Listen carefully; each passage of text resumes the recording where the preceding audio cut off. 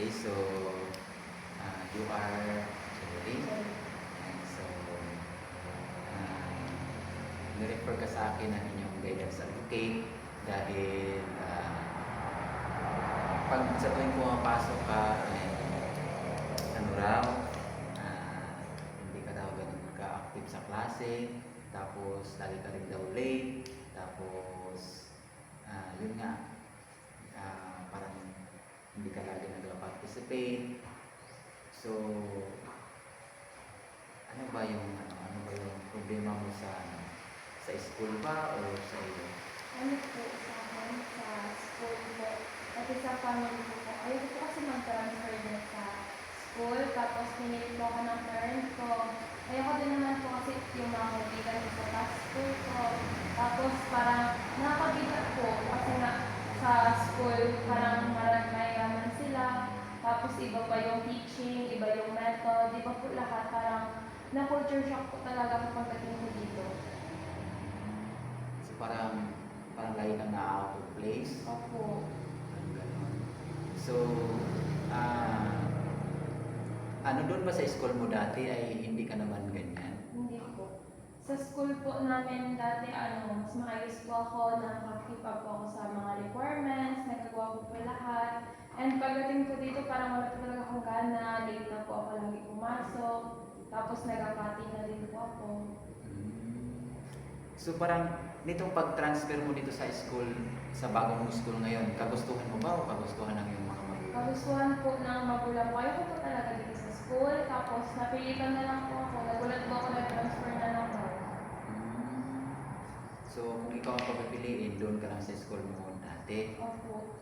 So wala na rin tayong magawa niyan kasi andito na. Ang gagawin natin ngayon, kung paano mo malagpasan yung sitwasyon mo ngayon na kung saan sabi kasi ng teacher at ng guidance advocate ninyo na yun nga, hindi ka naman nag-participate. So palagay natin, halimbawa bukas pagising mo, iba na yung klima ng school, iba na yung parang katulad na siya dati dun sa previous school mo na marami kang circle of friends, no? Na lagi kang nag-participate sa klase. Halimbawa bukas pagising mo, anong gagawin mo gano'n na sa katulad na sa previous school mo yung school mo ngayon? Sa akin po, para sa akin, okay siya, pero hindi ko pa rin alam kung makaka-cope up ng sarili ko. Kasi iba po yung mga tao, hindi po katulad sa previous school ko, madami na po akong kaibigan doon. And nahihirapan po ako, pero itatry ko po na, kasi nag-iba naman yung environment, itatry ko po na maging okay sa school na ito. Kasi ganyan ay alam ko marami ang nakakapansin na ikaw ay medyo hirap din sa environment ng bagong school, siguro kasi doon sa, di ba public ka dati, di ba? So doon sa dati mong school siguro kasi dito private school, walang chapel period, wala siguro mga integration of faith and learning. Yan. So medyo nahirap. Pero pagdating sa mga turo, wala ka naman problema. Sa turo po, wala naman po ako masyadong problema, pero hindi po siya katulad sa previous school ko po. Sa public school po kasi, yung turo doon is madali lang. Tapos madali lang po siya maintindihan and wala po kaming Bible subject, wala po kaming subject about sa religion. So meron lang po kaming mga subject doon sa mga major subject lang po. Tapos parang ang hirap po dito mag-cope up kasi more on biblical sila, tapos umaga may devotional, tapos strict po. Strict sa oras. Opo. Sa mga turo, hindi naman strict ganun din. Hindi naman po masyado, pero mahirap pa din po mag-isa sa kanila. Pagdating sa requirements, hindi naman. Sa requirements po, sa amin po kasi sa previous school ko, yung requirements po namin is parang isang pasa lang po na madali lang po yung requirements, na yung teacher pa po yung kumakausap sa'yo pag di mo ito napasa. Yung dito po kasi parang ikaw yung maghahabol sa teacher, kung yung requirements mo ba, kung may kulang ka, so yun. So parang yung in-emphasize mo ngayon na iba talaga yung pinanggalingan ng school kaysa ngayon dito. Opo. So, dahil nandito ka na ngayon sa school na ito, sa bagong school, hindi naman natin pwedeng lilipat ka ulit doon. So, ang ating goal dito ngayon ay para masolusyonan yung problema o dinadala mo na parang wala kang ganang pumasok o wala kang ganang participate sa klase. So, sa tingin mo ba naging masaya ka sa tuwing halimbawa hindi ka nag-participate sa klase? Ano po, sa akin po, hindi po ako masaya, hindi rin po ako malungkot. Parang wala lang po sa akin kasi nahihirapan po kasi talaga ako. So, mas okay po sa akin na mag-isa na lang ako. Mas okay po sa akin na wala akong kasama. So, yun po yung sa akin. Pero sa tuwing mag-isa ka, sa tuwing wala kang kasama, masaya ka ba doon? Ano po, nalulungkot din po ako tapos naalala ko po yung sa previous school ko po na alam, dami kong kaibigan, marami pong kaibigan na lumalapit sa akin, nagpapatulong, tapos naiintindihan po namin lahat. So, dito po kasi parang ang hirap po talaga itong sabay. Na ang hirap po na yung iniisip ko pa po yung past school ko na ikino-compare ko po sila. Mas nahihirapan po ako. So, parang sinasabi mo na kapag ka hindi ka nag-participate or hindi ka nakisalamuha sa iyong mga klase, hindi ka rin masaya, hindi ka naman malungkot. Opo.